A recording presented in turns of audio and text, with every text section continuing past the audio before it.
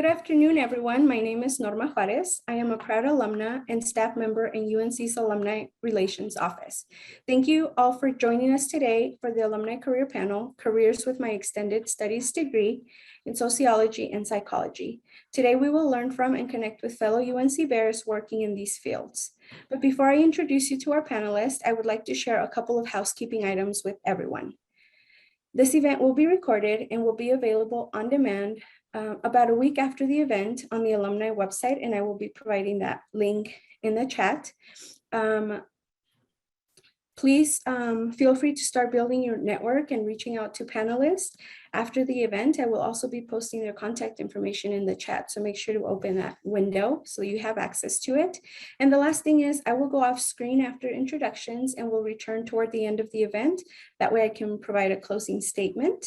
And as the event progresses and we highlight the careers of these alumni, I invite all of you to ask questions through the Q&A feature. Now, please help me welcome our panelists. Panelists, please introduce yourselves by stating your name, title, company, your UNC degree, and by telling us a little bit about yourselves. And Tiffany, we will start with you. All right. My name is Tiffany Garcia. I am a business outreach specialist for the Division of Vocational Rehabilitation for the state of Colorado, for CDLE. I did graduate from UNC with a sociology major and a psych minor in 2018. And I currently live and reside in Pueblo, Colorado, where I'm a native Colorado. Thank you. Amanda. Hi, my name is Amanda Matson. I'm the Client Services Manager at a biotech company in Boulder called Biodesics. I graduated in 2017 with a criminal justice degree after a long career in that sector, and then moved on to using those same skills in other things. I currently reside just outside of Boulder in Louisville, Colorado, which was recently made famous for burning. I make my career here now and live with my family here, also a native Coloradan.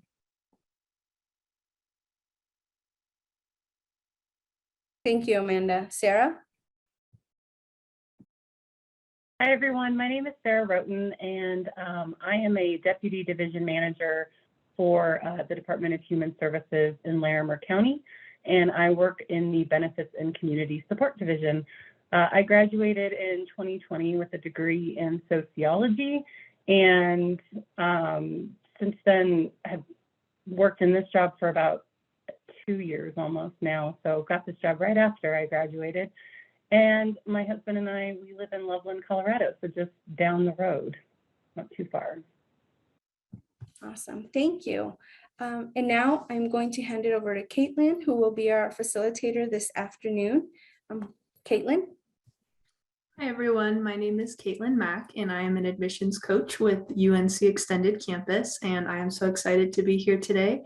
Meeting with these amazing panelists to hear more about their journey and their experiences with the programs at UNC, and to get a little bit of perspective from their experiences. So we can go ahead and get started. And so I'll be asking questions. Again, please put any of your questions in the chat and we'll make sure our panelists get a chance to answer those. My first question is going to go to Amanda. And Amanda, I would love to know, what was your decision-making process like when you decided to complete your degree in sociology or psychology here at UNC Extended Campus? So the coming back process was the most interesting piece of that. I had actually started this degree on campus and I needed to come back and finish it. And after looking into all of the options that I had, starting over, trying to figure out how to do it on campus somewhere, it just made the most sense to return to UNC for me. I was just kind of coming off of a career stall, and I felt like I needed to have the degree to finish it, and UNC was the obvious answer because I was already most of the way there, and because they were really generous with what they allowed me to bring through instead of making me repeat a bunch of classes. And it just felt a little bit like stepping back into home for me. Great, thanks for sharing that. I always appreciate hearing how that process could be made a little easier for you coming back to finish a degree. Sarah, I'd love to hear the same question for you. What was that decision-making process like for you when you decided to come to UNC Extended Campus? Similar to what Amanda said, I too found myself kind of in a state where I couldn't really advance in my career, and I'd seen all of these jobs that I knew I could do, and there was always a degree requirement attached to those jobs. And in the past, I got pretty lucky in getting into roles without a degree, but I was finding it was getting harder and harder. So my husband and I, we had moved to Loveland in 2017, and he's a Bear. He graduated, but he did the traditional, the more traditional route of the 4 years when he was just out of high school. So he encouraged me to take a look at it. And one night I was looking at the extended campus. I knew I needed to do something that was flexible because I was working full time still. And I saw the sociology, and a lot of my work has been within nonprofits, and I had worked for the health department for a number of years. So I kept circling around issues that sociology talked about.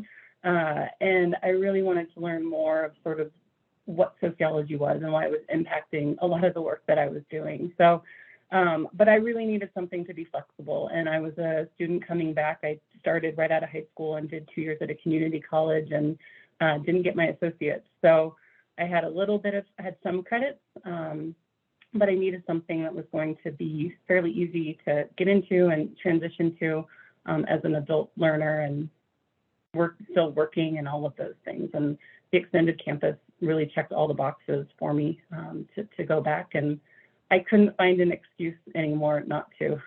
So I decided to enroll. Yeah, that's great. Thank you for sharing that. I think that flexibility can be really key, especially like you said, if you're working full time. Tiffany, and I'll send it over to you. Same question. What was your decision process like? So I did graduate from public community college with my associates in sociology and psychology. I needed to continue to fully online. I was working a full-time job and I had no time to go anywhere else. What I found is some of the classes had meetings where you had to be there at a particular time and you had to be there even if it was online. And I could not even afford that much with my time. I was committed, but I needed it to be on my schedule and I needed it to be fully online. So what I did was I was able to find UNC. It was, everything was friendly. I was able to work on my schedule. I was able to continue to work full time. I had been in automotive industry for 25 years. I worked in an automotive shop. I worked in automotive dealerships. So this was completely something different, but I needed to be able to flex my time and my schedule. So I was able to complete everything online to enroll into campus without ever stepping foot there. So that was even more of a benefit considering I am in Pueblo. So I just that was what it was all about, was that accessibility and ability to be able to complete the degree in a timely manner. Yeah, absolutely. That, especially like you said, since you'd already started that somewhere else, to be able to transfer those credits in definitely can be beneficial. So our next question is, how did you go about selecting your courses in a totally online program? If you guys wouldn't mind sharing a little bit about that process. Amanda, I'll have you go first. And by the time I came back, I had only a few things that I needed, and I was pretty clear about what I wanted those to look like. How tightly I wanted to focus them down. So I needed a certain level of courses because of where I was at in the trajectory. So I didn't have as many to choose from, but I also found that I was able to select things that gave me skills I didn't really think about needing. I did some research-based things. I did some other things that I hadn't anticipated needing or doing. And I find them to be now of huge value. And I'm grateful that there was such a wide selection to choose from, and instead of being really pocketed into just a narrow number of classes or a narrow focus of things. Because it was sociology, because I was ready to take the higher level classes, I found that there was a huge selection of things and I was able to kind of tailor to where I thought my next stop would be. Wonderful. Thank you for sharing that. Sarah, I'll jump back to you. Same question. How did you go about selecting your online courses? For the classes that I needed to take that were outside of the major, but were more gen ed, in the beginning, I did a lot of the online courses that were offered through UNC. And it wasn't until my final semester that there wasn't, the one credit that I needed wasn't offered online through UNC. So I opted to take the course through Ames. And that's the one thing I always, if there was any regrets, it was I should have taken more of those gen ed courses through Ames just because they had such a really good selection for the online classes. But as far as the major, my advisor had given me a sheet that listed out the different courses within each of the concentrations. And once I picked what concentration I wanted, and mine was inequalities in institutions, I really tried, that's what I used to pick my classes. And a couple times there were, I couldn't take that class. And so I ended up taking like a family relationships or family violence course. And that was in the family and children concentration. But it was great because it helped to round out some of the other areas. So as far as the major, I really studied that sheet that she gave, and every semester when it was time to enroll, I just checked off, which ones I'd taken and which ones I still needed to do. Yeah, thanks for that. I think you bring up a really valuable point that it is, to make sure that you're taking those gen ed courses before transferring in to make sure you can take all the credits you need to take. Thank you for that. Tiffany, same question. What was your process like when you picked your online classes? So I had started online and just was looking at the classes that were available and the degree programs and going, okay, which one can I pick that would guide me through, that I can completely complete my degree and not have to do anything else. I didn't want any more change. I didn't want any more roadblocks. I wanted it to be simple. So I was able to go on. I asked a question at one point. I had emailed Sandra Harmon, and it was the easiest thing ever. She contacted me, guided me through, and then throughout my whole degree process of those 2 years, everything through Sandra was amazing and easy, and you knew exactly where you were going. You knew how you were doing it. You knew what was happening the next semester, and it was the best experience ever. I'm one that likes to plan, and this was perfect for me, being able to just see it all the way to the finish. No surprises. Thank you very much. Because I did have, when I was at the community college here in Pueblo, I did have a problem where I couldn't complete my whole sociology associate's degree here. And I had to go to other outside schools and online and enroll in a community college in Denver and enroll in another community college in another smaller county within the network in order to complete my degree. So I was scared a little bit because I didn't want to have to do any of that again. I wanted a one-stop shop, is what we say. So one-stop college, let me have everything. And that's what happened for sure. Thank you for that. I think, like you brought up, those faculty advisors really rely on them, and they can really help make this process smooth. Wonderful. Thank you all so much for those answers. So our next question is, how were you able to build a sense of belonging and identity as a UNC Bear through your extended campus experience? And what would you recommend for students that are looking into the same pathways that you followed? Amanda, I'll have you go first again. That was an interesting thing for me because I sort of deliberately chose to do online because I didn't want to be, I knew that the clubs and those things weren't important to me. It was all about charging through, getting the degree and getting back out into the workforce. I was fortunate in that I was able to take a year off to finish this up. And so I wasn't contributing to the household I needed to get done. But what I found was that I enjoyed the community and the boards and reading the statements and some of the live discussions that we had. I enjoyed those more than I thought I would.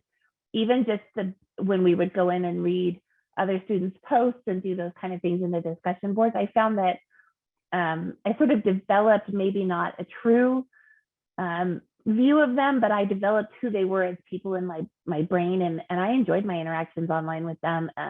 maybe we weren't sitting in the same room, but I never felt disconnected or away from the school experience. I always felt like I was a UNC Bear because it is a robust program.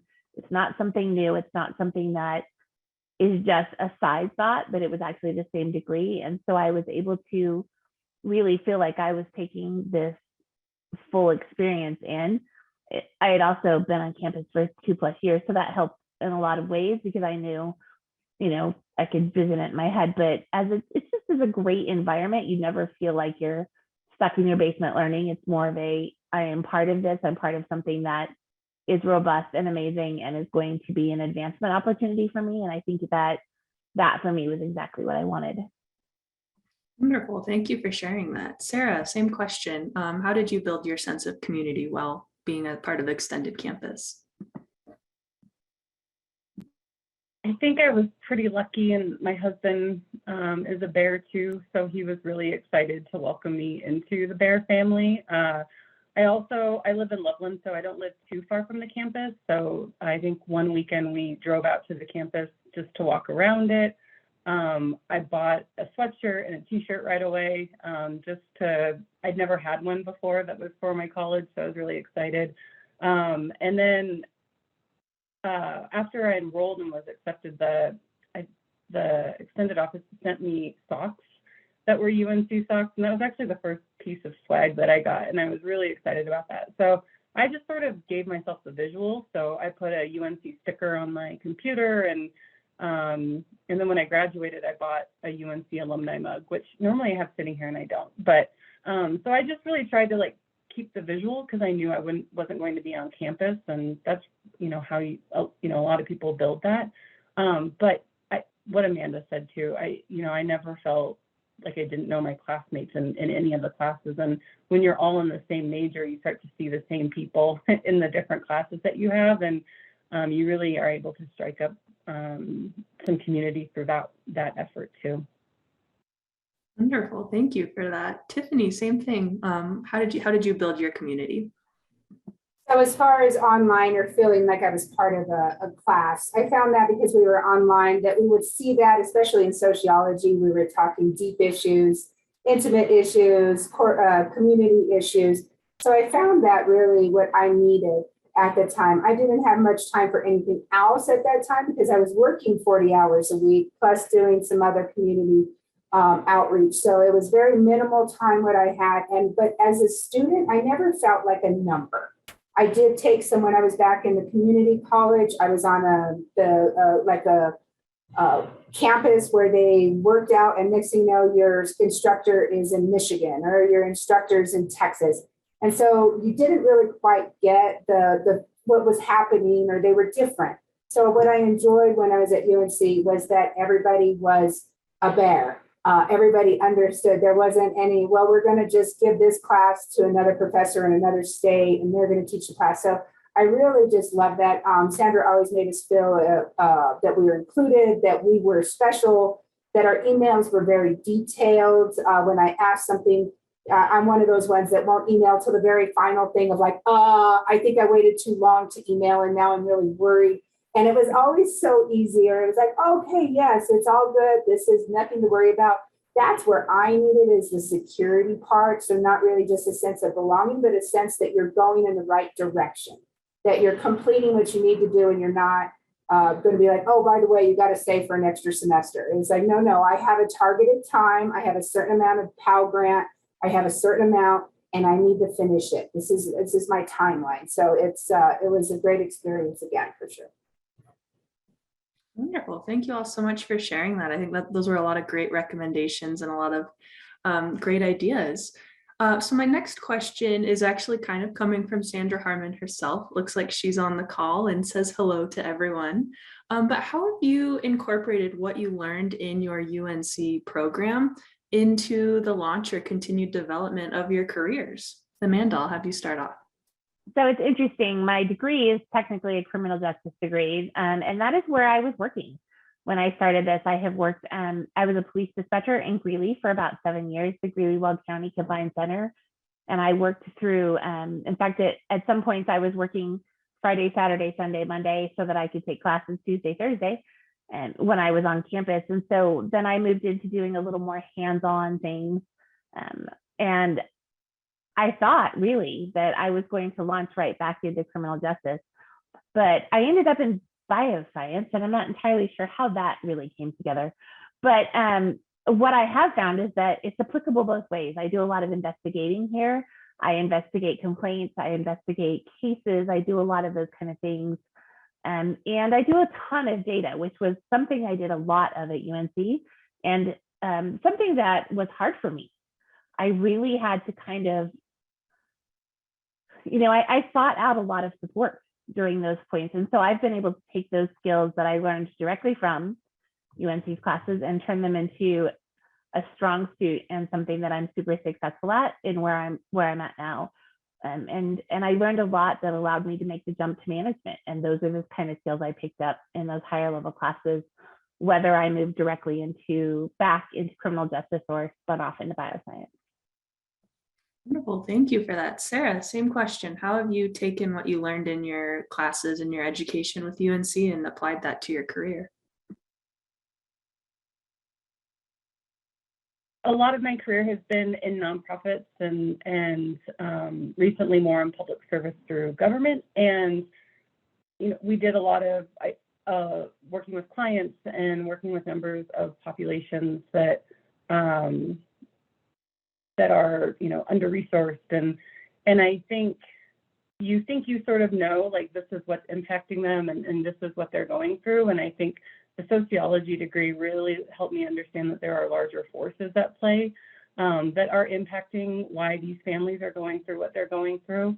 And sometimes some of the systems that are working are not designed to necessarily help as much as we think that they are. And it's the systems that can be broken. And so I think sociology just really widened my scope for doing public service outside of just the realm of working one-on-one with clients, but really looking at a larger systems level and how to improve the systems so that we're helping clients.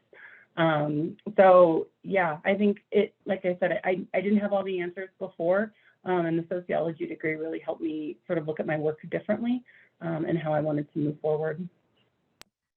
Wonderful. Thank you for that. Tiffany, same question. How did you take what you learned and applied to your career? All right. Oops, did I slow down for a minute? Can you hear me? Okay. I'm kind of slowing down right here. I had to turn on a little fan on my computer. So what I did was I went completely into nonprofits. I was able to take classes and certifications. I enrolled in what we have Leadership Pueblo. I was a recipient of the Alpamar leadership tuition assistance. I went into serving the community, and when COVID struck, I was able to. I was working for Catholic Charities, a nonprofit, and we never. How everybody talks about they stopped working outside and they went into their office. I don't know what that means. I never worked one day in my office during COVID. We were boots on the ground, serving the individuals, going into the neighborhoods. We were teaching classes, continuing education. I do bridges out of poverty training, getting ahead while getting out. I was in the county jails working with those individuals.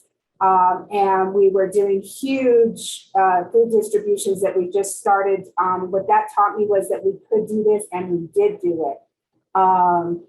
It was amazing. We would serve 450 families every Wednesday on top of the presentations that we were doing throughout the whole community, which was with Pueblo County Health Department. It was absolutely cool. One big brag point that I have is I did end up winning the 2021 Pueblo Community Service Woman of the Year Award for Pueblo County. So if that says anything, it just says that I have a team of about 300 people that would do that work and stand beside me. So if anything I can say is it prepared me. I was with them for 3.5 years. And then recently, I am the business outreach specialist for the Division of Vocational Rehabilitation for the state. So what I do is I network with businesses on behalf of those with disabilities.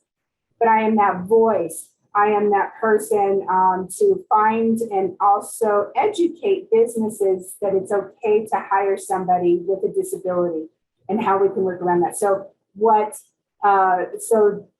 that's how sociology came into what my position is now, even though it's a business outreach. If I didn't know what I know, then I really wouldn't be able to speak with my heart to those businesses. I really wouldn't be able to win them about understanding or even community partners. I network with businesses from here to, I was in Walsenburg today and Trinidad yesterday, and then I'm in Lamar for 2 days next week.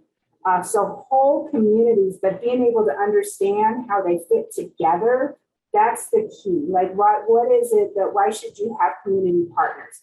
Why should you know the economic development? Why should you know the health departments? So, or the school districts, how does it all intermingle? So that's exactly how that degree has worked for me. And it's been just absolutely amazing.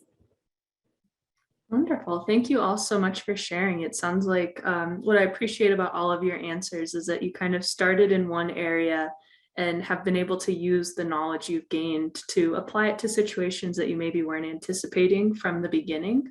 But I just think that's so valuable and really great to hear. So thank you for that. My next question is going to be kind of a two-part question, but first, in your experience, was it possible to secure a position in your desired industry right after you graduated? And then kind of as a part two, what ways did you go about finding that job? Did you have any recommendations for any of our current students listening on the call right now to find the job in their desired field? Amanda, I'll have you go first.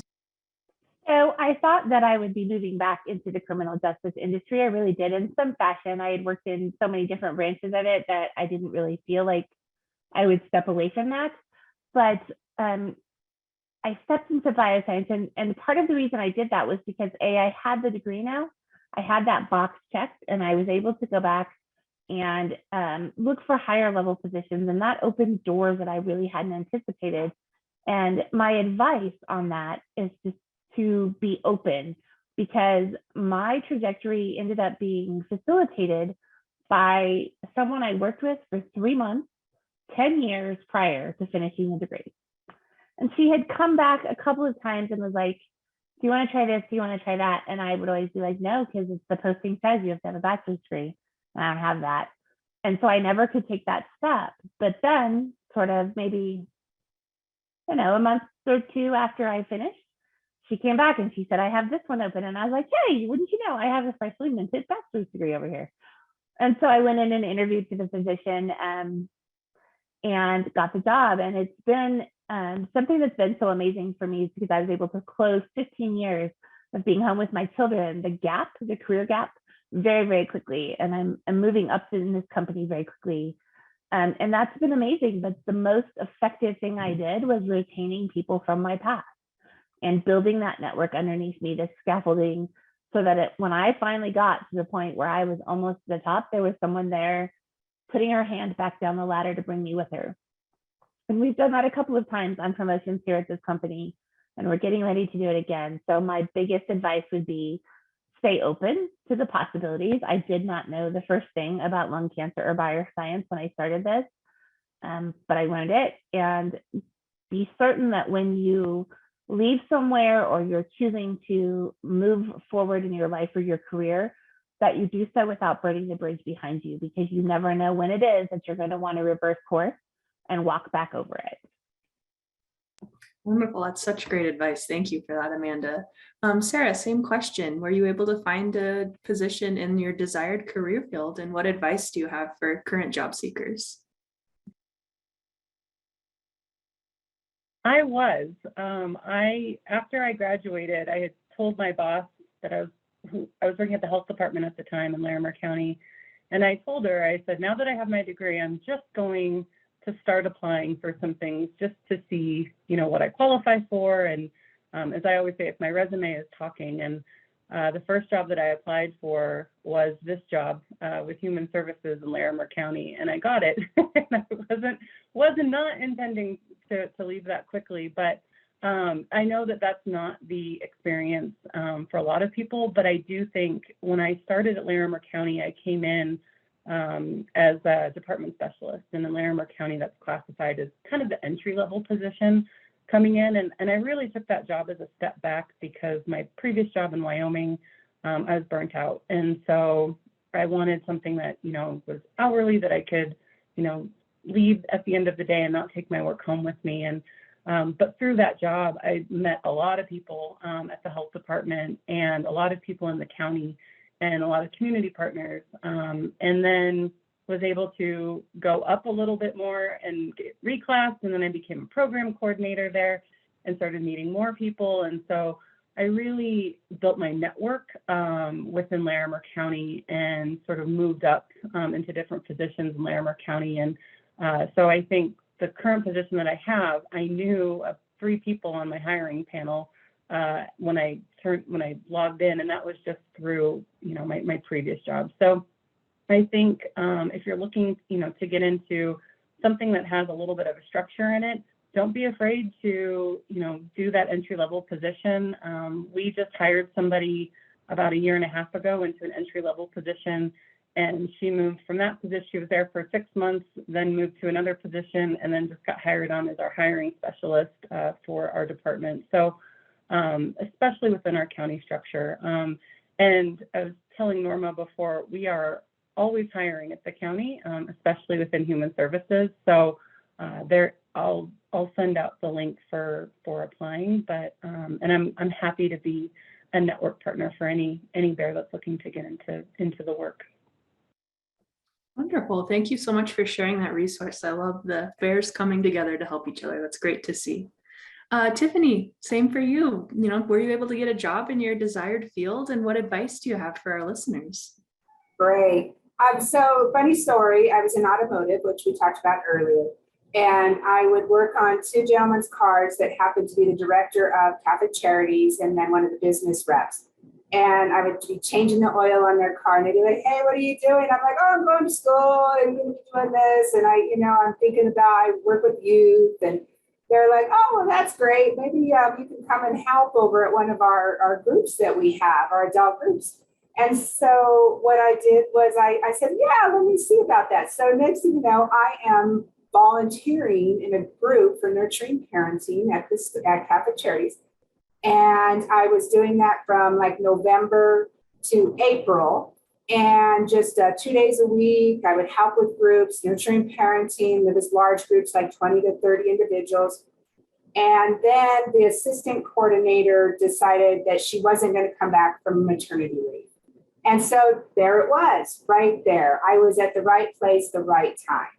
What do I have as a suggestion? So currently I work for the state of Colorado, and what I do is I help individuals that have recently graduated college find employment, and or they are ready for employment and have went through trainings or certifications. So what's my strongest suggestion, especially when you're after graduating or even during schooling, is find what your passion is, especially when it comes to sociology. My first question always is who do you want to work with? Do you want to work with seniors? Do you want to work with the homeless population? Do you like to work with children? Do you like reentry? Do you like veterans? What is this? What is it that you think you want to do? And then I suggest you volunteer, that you reach out to your community partners and say, look, I really like to get involved working with veterans, and focus on that. Because right now what I see a lot of is that they are graduating with degrees with not a real dial in of who their target audience is, or what they really, what it even entails. Like one of the funnest things I did that was very rewarding and was working in the county jail and teaching nurturing parenting to women inmates. Amazing, awesome is another pathway that I could do. So that is my suggestion, is really to find those groups and start showing up. And I'm telling you what, when you're ready to find that employment after your graduation, you'll know. I was able to, as Division of Vocational Rehabilitation now. We help individuals that have any disabilities, anxiety, depression, PTSD, physical disabilities, or even if they're attending UNC and you're having difficulties with hearing or sight, Division of Vocational Rehabilitation has helped you. It's a great opportunity. We have hired many bears here in the DVR. I work with another fellow Bear graduate. She attended in person though, but we are two bears here in the same office. So we're awfully proud. State of Colorado is a wonderful job. And again, it's we're just looking for new opportunities. And that's my greatest suggestion is find your passion, and then focus on it. And then just like me, here I graduated and I was already volunteering, and I graduated in May, and I was already employed doing what I wanted to do. And I did that for 3.5 years, and then came here to the state just recently in August.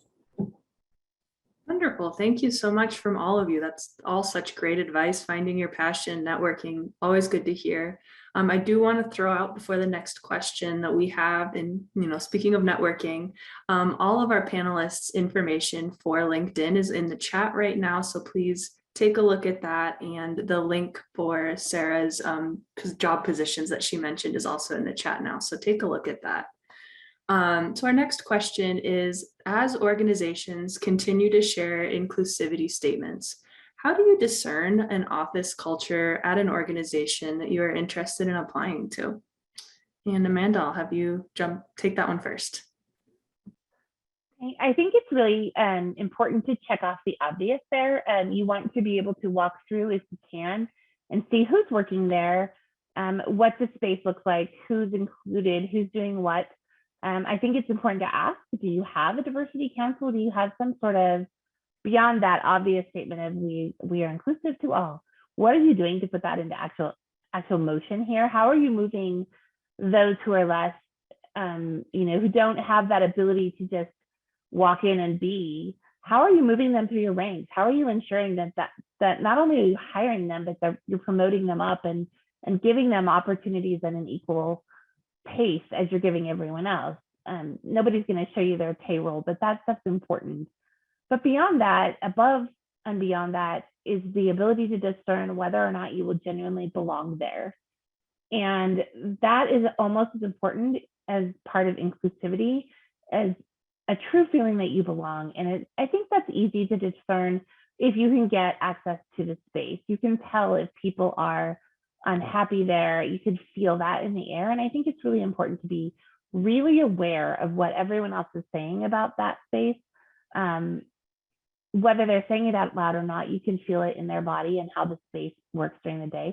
I was fortunate, they walked me all the way through it. And as I was walking through the building, someone threw a koosh ball over the top of the cubes, like came sailing through. And I was like, holy smokes. But that said everything about what was going on in that cube farm.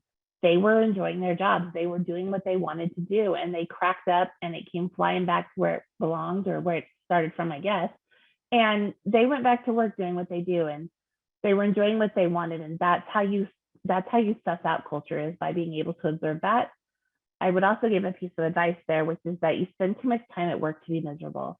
If you get in there and the culture is bad and you just can't, then it's time to start polishing your resume and get out. You spend too much time there. It's important to be in a place where you can be happy and fit and feel like you are truly not only doing work, but that you're doing work that matters and that you belong there. Great advice. Thank you for that. Sarah, same question. So when I got my job, it was in 2020, and it was the first job interview I'd ever done online, where I wasn't coming in. And since I had my job, we only have one building that is back in the office. So I've had to meet all of my employees and coworkers and everything online. So that's been an interesting thing to learn. So it's been really hard to figure out the office culture. And I think what I've noticed and what I do as I'm interviewing people for positions, I really try to reflect what the culture is through the questions that I'm asking, but then also when I was interviewing for my position, I was paying attention to the questions that they were asking me too. And I think that sort of gets to what they're trying to hire for. I call it my secret equity question on my interview, in my interview questions of, if somebody truly understands equity and inclusion, they're going to answer this question from that lens. If people don't understand it, they're going to answer it in the most broad and general sense of, you know, and the question is, how do you, well, I can't think of it off the top of my head, but it's mostly like, how do you adjust to learning from other people's perspectives or working with them? And some people can just say, well, I worked with somebody one time and, you know, they took their lunch break every day at 1 and I wanted to take it at 1 and we had to compromise. And like, the question's not wrong, but but somebody who's answering that question from a lens of understanding equity and inclusion, and one of our candidates used the term social chameleon that she uses in her work and working with individuals experiencing homelessness. And so all of that to say, I think the questions sometimes can give some office culture. I think also don't be afraid to, in your answers to these questions, show that you have an understanding of equity or inclusion. And sociology is going to give you the tools that once you know. It's very hard to not understand some of those things. But put those in your answers. I think companies that really value inclusion are looking for people who understand what that means, and they're hiring for that. So in my interview, I talked a lot about, it was right after George Floyd, and so I talked a lot about how I'm seeing that play out in my community in Larimer County and with the people I work with. And I really think that spoke to my interview panel, because we're trying to do more work within equity and inclusion within human services. So yeah, the questions, and just don't be afraid to include that in your answers. Wonderful. Thank you for that. Tiffany, same thing. What are you looking for and how do you try and find that inclusivity in your culture? Well, this is my job. It is a part of the title. It's the best thing ever because I work with those with disabilities. But what I do is, this is actually my job. I work as like a matchmaker. I call myself a matchmaker. Just within the last 2 days, I have stepped into 15 businesses. What I do is I'm friendly and nice, but I have a motive. I want to check out their culture. I want to see how friendly they are. I want to see who's working, what accommodations they've already made, if they give me a tour right away. I have so many businesses because this is important to me and to my division of vocational rehabilitation. So when I meet with the individual, I say, whoa, wait a minute, I got a perfect place for you. I know the perfect place. So I'm a matchmaker because I know this individual might suffer from have anxiety or depression, or that they're a great worker and they really, they have this degree. They're looking for long-term meaningful employment. So when I look at this employer and they want to do the same thing and they want to work with individuals, no matter what they're seeing, what their eyes see, they know. And I do this all day long. It's the best job ever, is being able to, and then if I don't see it, I do have education for that. I do. In a nice way, there's education that we do, disability awareness trainings, to be able to bring in that inclusiveness, because that's what I say is part of that inclusiveness, is how many individuals with a disability do you have working for you? Do you know? And what does your accommodations look like? What does your front entrance of your business look like? How hard was it to get in to your business? Is it accommodating? And how can I help you? It's never to discredit anybody, because sometimes it's just lack of them knowing. So what I say is, it's a good job to be able to network with entire cities to open up their eyes and include everyone. So I got the best matchmaking job ever. Wonderful. Thank you all so much for sharing that. I think that's all really, really helpful advice.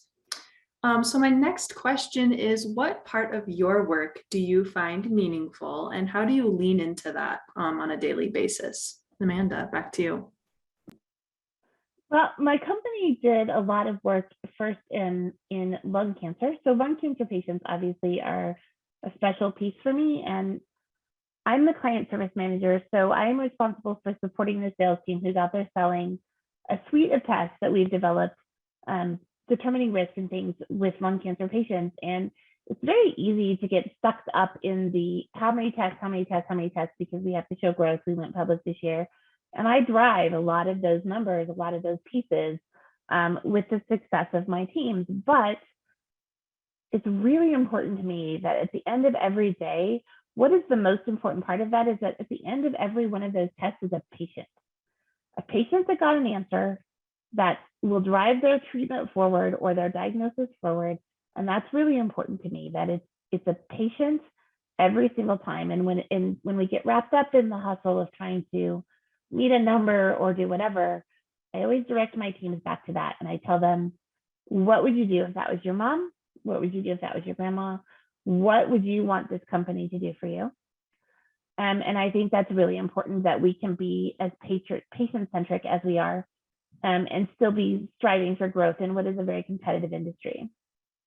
So that's really, really important to me, that I'm not just crunching numbers for kicks, and I'm not just driving tests for money, but that a lot of the work I do has a direct impact on a patient and their family and their decision-making process. And I'm proud of that at the end of every day, even though some days I want to, cry a river when I leave work because it was hard and it was bad and it was vital and crazy that day. But there are also days when I have a family who emails in and says, what you did, what's the support you did, the compassion matters. And I think that's important. That's important to find something beyond the paycheck that you can connect to and have pride in. Wonderful. Thank you for that. Sarah, same question. How do you lean into the meaningful parts of your job? Yeah, I always joke that I decided to switch careers, working in the health department, where I was working directly with COVID and doing a lot of the prevention things at the health department, to then switching to human services, which was dealing with the impacts of COVID. And both have been a struggle. And so it's been a lot of work the last 2 years, but I think in my position, we have, I oversee a division that has about 80 technicians that are processing benefits for clients every single day. And I see the numbers. So in my role, often, clients are represented by numbers, and kind of what Amanda's saying, like we're looking at numbers of how many applications are we processing, how many changes to benefits are we processing, how many people are calling. So it's a lot of looking at that. And sometimes you can get lost in it. And I think the pieces that I find meaningful are really listening to our technicians, who are the ones talking to clients every single day and interviewing them for benefits and getting their stories. And the technicians are just handling a large volume of work. And I think sometimes their experiences and their stories can just sort of get drowned in this pool of 80 of them. And so the last year, we've really done a lot of work to show support to those technicians, and really show that they are valued, because they're burning out just as much. And I think that's one of the places I find a lot of meaning in my work, is just listening to a technician who I know is tired, but yet they're still doing it because they know they're helping their community, and they know that when they're talking to somebody, they could be, the person that's going to ensure that person eats tonight. So I think that I love listening to their stories, and we've been back in the office now a couple times, and I can hear them on the phone, or if they come in for their interviews for benefits, and that's been really beneficial in a time where we're just so focused on processing, just to make sure that because every number is a person, and making sure that we're able to process the volume that's coming in.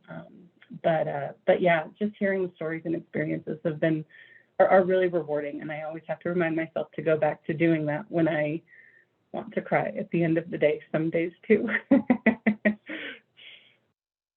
Wonderful. Thank you so much for sharing that. Tiffany, same thing. What do you find meaningful about your job and how do you lean into that? So I just finished Start With Why. So I start with why. I think that's it's excellent question of why we get up and work every day. And mine is to just help to be that stepping stone for somebody, to provide that resource for somebody to become successful in their dream employment. May it be part-time, may it be full-time, may it be 2 hours a day, may it be even full-time online out of their house.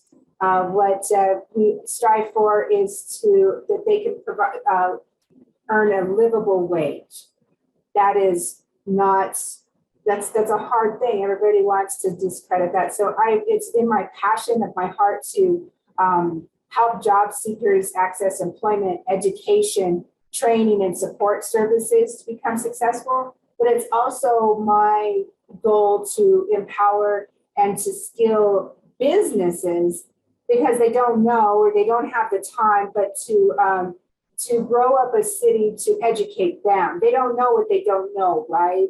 I just seen and I'm applying to another board. Everybody should have a voice. If you don't have a voice, you need to find your voice. You should become part of a board. I'm on the CSBG board, which is a community service block grant board for Pueblo County. I have a voice of where some of the money that comes in from the federal government goes to some of our services in Pueblo. I'm recently applying for the ADA Advisory Committee for Pueblo County. You know what that's going to do? I'm going to be able to be at the table and help individuals and invite my buddies and my friends and my neighbors that they have a voice also, that there's not a sidewalk that's accessible, that people that are hearing impaired, having a hearing impairment, are unable to go and visit here, or they can't get into the building because of a step. So it's being the voice. That is my why. To shout from the rooftops that we can still do better, and that everyone deserves employment no matter what, and they have the desire to. There's nothing stopping them. So that's my why. Thank you all so much for those answers. I feel very inspired right now to find my why and think about what I'm leaning into. So thank you all for that.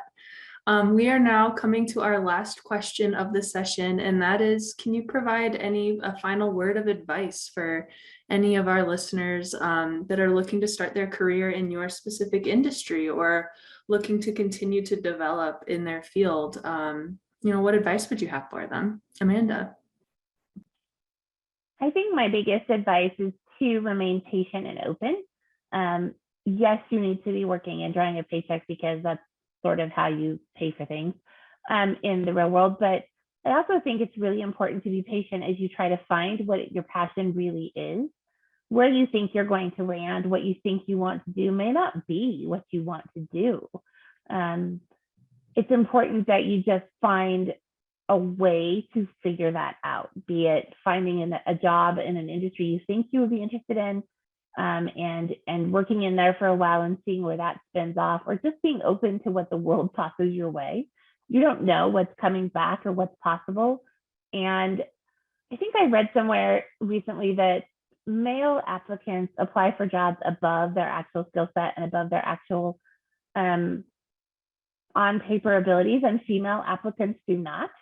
They tend to stick to the list of requirements like a to-do list, and if they can't check every box, they don't. And I would encourage you to take the risk. I knew absolutely straight up zero about what I work in now, and yet 4 years in, I'm considered to be an expert in this space, and just won a major award that came with a pretty nice trip to Hawaii. So you can't know where life's going to take you next. You need to remain open to that and take those opportunities and those chances, because it may be the one opportunity for you to actually step off the edge and fly. Great, thank you. Sarah, same question. What advice would you have for our people listening in? I think for my industry within the human services and just the public service realm is we need people with sociology degrees in this work.